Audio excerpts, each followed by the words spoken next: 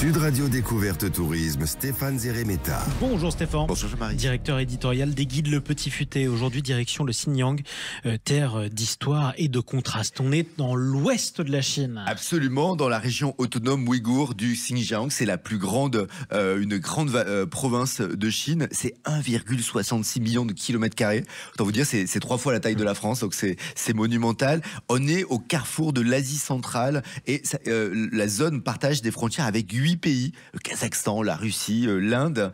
C'est aussi un carrefour de civilisation, car elle est traversée par la mythique route de la soie, qui a façonné l'histoire et aussi la richesse culturelle. Alors, qu'est-ce que vous nous faites découvrir?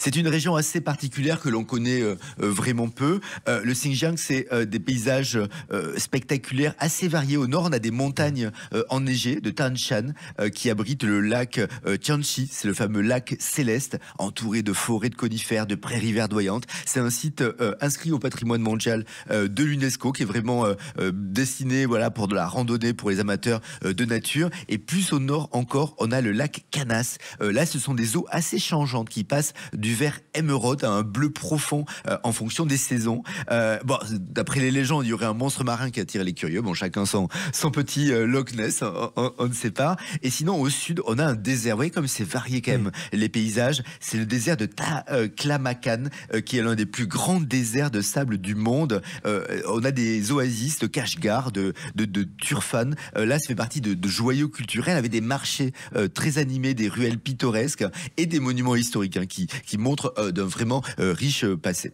Absolument. Alors, on a aussi des sites incontournables qu'on doit visiter. On a le musée de la région autonome ouïghour à Urumqi. C'est un point de départ vraiment intéressant pour comprendre l'histoire et la diversité ethnique du Xinjiang. En fait, il y a 47 groupes différents. Alors, les Ouïghours, on en qui parle. Sont des Turcs. Absolument. Les Kazakhs, les Hui. Et à proximité, on a le Grand Bazar. C'est vraiment un aperçu vibrant de la vie locale. Il y a plein d'étals qui débordent de fruits secs, de tapis orientaux, de vêtements traditionnels. C'est vraiment une autre Chine, en tout cas. À Turfan, on a le Mont Flamboyant, qui est assez connu pour ses teintes rouges spectaculaires. Il y a aussi des grottes bouddhiques de basiliques riches de fresques absolument minéraires. Donc c'est vraiment très intéressant. Alors, côté activité. Le Xinjiang, c'est vraiment un endroit intéressant pour les aventuriers. On va pouvoir faire des treks dans les montagnes du Tian Shan. On va aller aux balades dans le désert de Taklamakan. Les possibilités sont vraiment très importantes. On pourra faire de la randonnée dans le Grand Canyon de Tian Shan près de Urumqi. Là, c'est vraiment des paysages assez spectaculaires avec des forêts dépaysées et des falaises vertigineuses. Et puis sinon, les amateurs de culture vont se laisser séduire par le folklore local de danse ouïghour, de festivals traditionnels. Bon, et puis côté gourmand, moi j'aime bien le côté gourmand, il y aura toujours des spécialités locales. Parmi les plats phares, des brochettes de mouton épicées, oui, c'est toujours épicé dans le coin, des nouilles sautées, ragoûts de poulet aux pommes de terre. Bon, c'est vraiment intéressant. Oui, une belle gastronomie. Quand est-ce qu'on visite le Xinjiang? Alors, le climat varie vraiment en fonction des régions. De mai à octobre, on a des températures qui sont bien pour voir les prairies, les montagnes du nord. Et le sud, lui, c'est un peu toute l'année.